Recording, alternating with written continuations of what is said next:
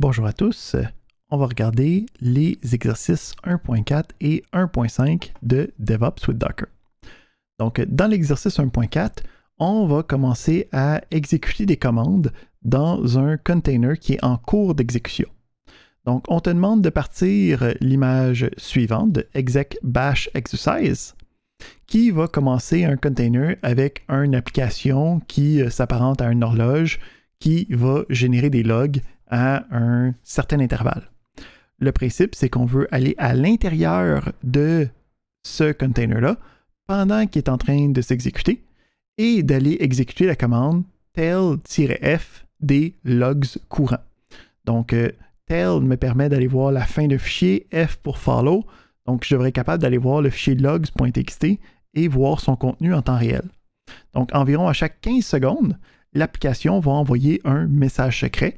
Le but de l'exercice est de retrouver ce message secret et de le transmettre comme réponse.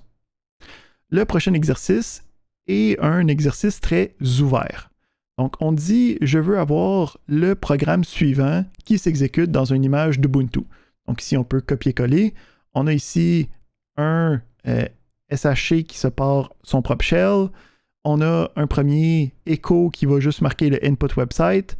On a ensuite la commande read qui va faire une saisie et qui va aller chercher les informations de la saisie, va les mettre dans une variable website. On a ensuite un écho de searching qui va juste attendre, faire afficher ça. Puis finalement, on a le curl, donc qui va aller télécharger les informations du site et qui va aller prendre l'information qui vient de la saisie pour aller faire en fait un téléchargement de la page du site web qui a été saisi. Donc le principe ici, c'est que ça tout seul, ça ne fonctionnera pas.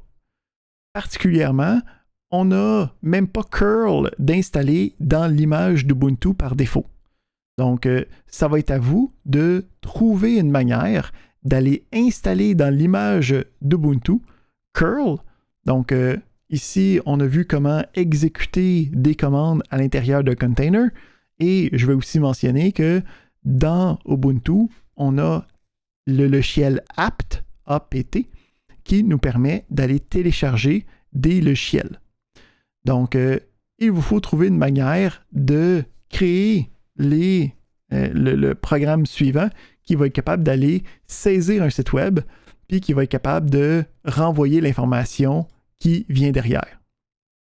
Donc, pour la réponse de ce numéro-là, vous devez indiquer c'est quoi les différentes commandes que vous avez faites pour vous rendre à une exécution finale. Et si vous partez, mettons, 2 terminals en même temps, dire c'est quoi la séquence des événements qui vous a permis d'aller chercher l'information avec curl.